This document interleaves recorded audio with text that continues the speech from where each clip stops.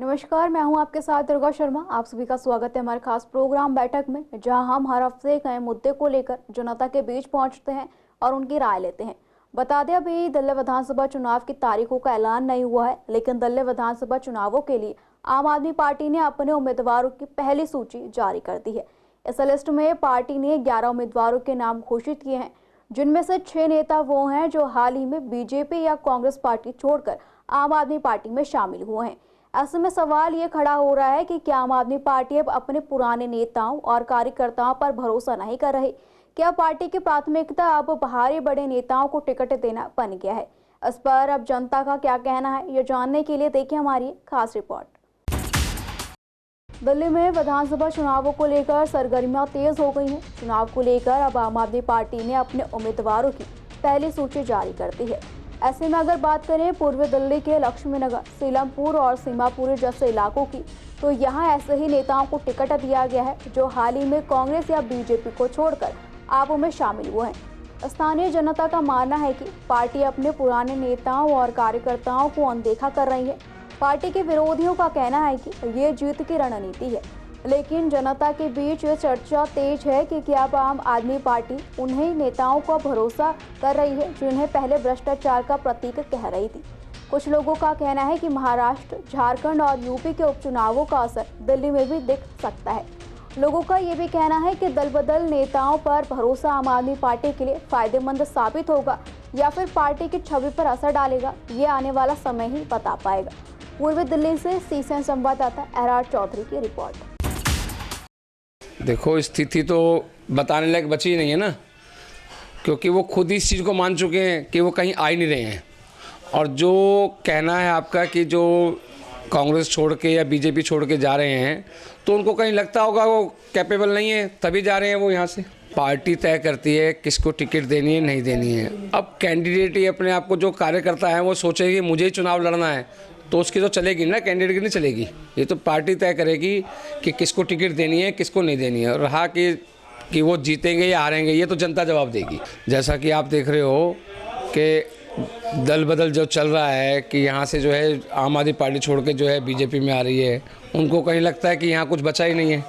और जबकि वो जेल में रह के आ चुके हैं, पब्लिक को पता लग चुका है कि बिजली पानी जो फ्री का चल रहा था वो सिस्टम सब खत्म हो चुका है, तो इसलिए उनका कोई अब बचा नहीं है कुछ भी।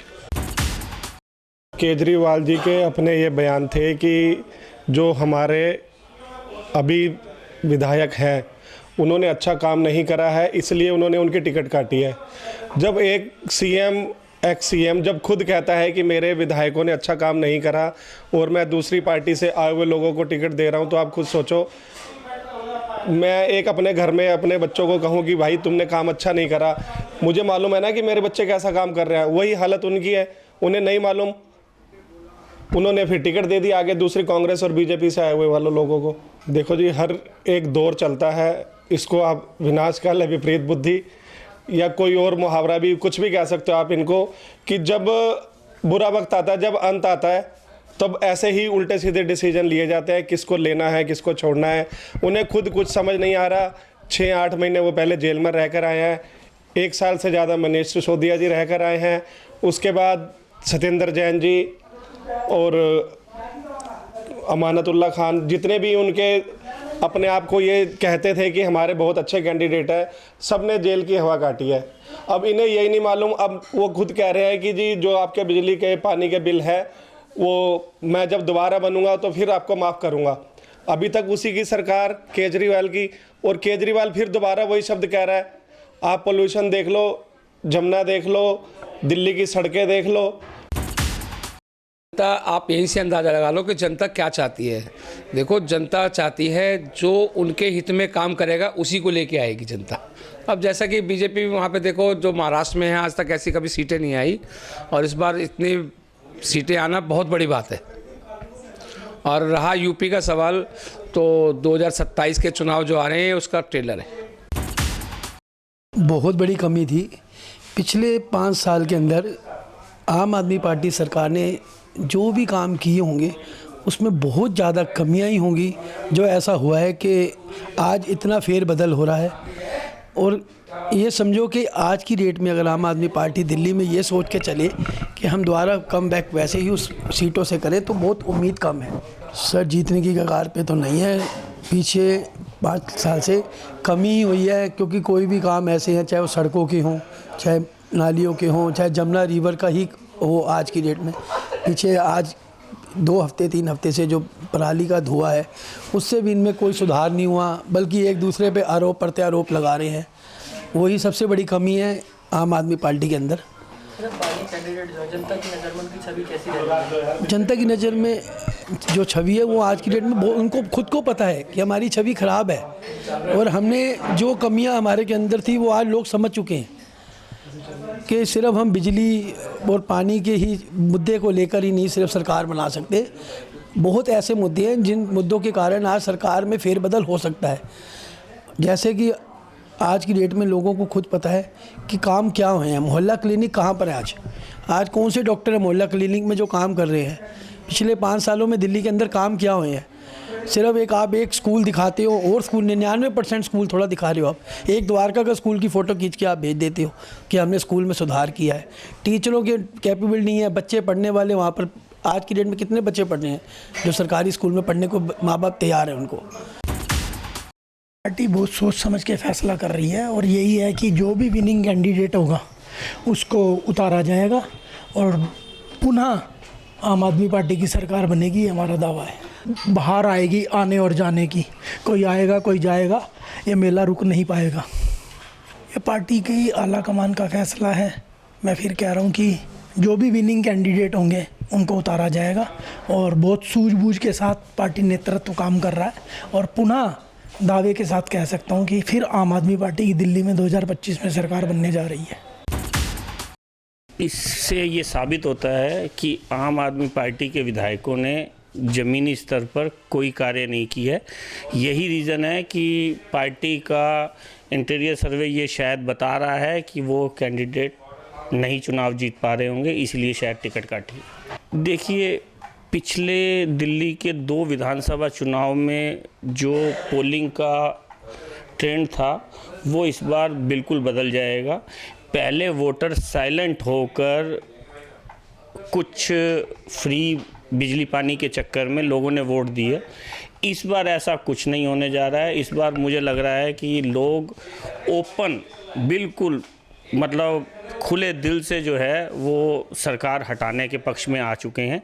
केजरीवाल को इस बार दिल्ली मौका नहीं देगी। बीजेपी का जीत इतनी विशाल जीत मिली है महाराष्ट्र में, उससे कार्यकर्ताओं का हौसला जो है काफ़ी बुलंदी पर है, और मुझे लगता है कि इस बार बीजेपी 50+ सीटें दिल्ली में जीतने जा रही है। इसमें जो कैंडिडेट जो आए हैं अपना गोंडा से आए हैं, अपना गौरव शर्मा, वो काफ़ी अच्छे आदमी, काफ़ी अच्छा उन्होंने काम किया है, और पिछले 1-1.5 साल में उनका काम सब लोगों ने देखा है, पसंद भी किया उनको, और लोग पसंद भी करते हैं उनको। हमें ख्याल से वो इस बार उनको टिकट मिला है तो जीत जाएंगे वो।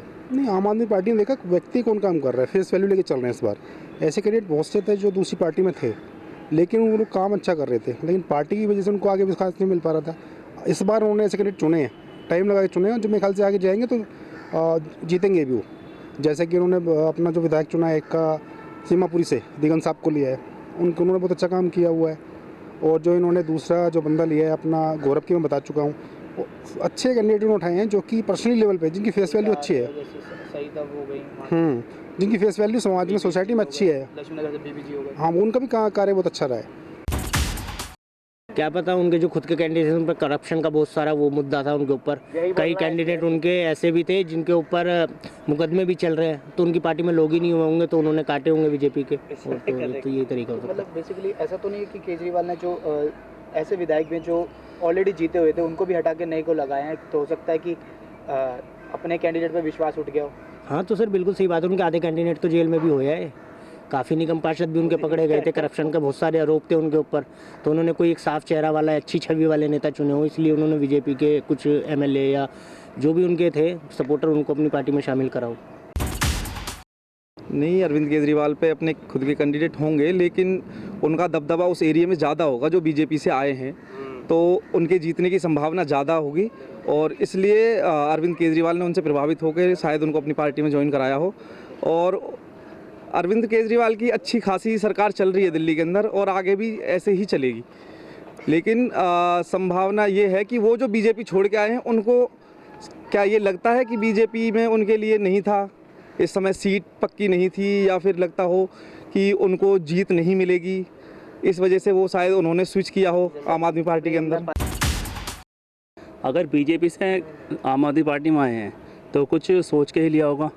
अगर वो स्ट्रॉन्ग नहीं होते तो लेता नहीं इनको, ठीक है, मौका तो देगा, ऑब्वियस सी बात है। जो कांग्रेस और बीजेपी छोड़ के गए हैं आम आदमी पार्टी में, तो उनको भी शायद सत्ता का मोह हो सकता है क्या? भैया पॉलिटिशियन जो होता है ना, वो सिर्फ अपना प्रॉफिट देखता है, जहाँ सीट मिलेगी उसको वहाँ वो स्वैप कर जाएगा। आपने रिपोर्ट में देखा कि पूर्व दिल्ली के कुछ लोगों का मानना है कि पार्टी जीत की रणनीति के तहत बदलाव कर रही है, तो कुछ लोगों का मानना है कि इससे स्थानीय कार्यकर्ताओं और जनता में नाराजगी बढ़ रही है। वहीं लोगों का यह भी मानना है कि अब आम आदमी पार्टी उन्हीं नेताओं पर भरोसा कर रही है जिन्हें वो पहले भ्रष्टाचार का प्रतीक कहती थी। फिलहाल हमारे बैठक प्रोग्राम में इतना ही। खबरों के लिए बने रहिए CCN लाइव के साथ।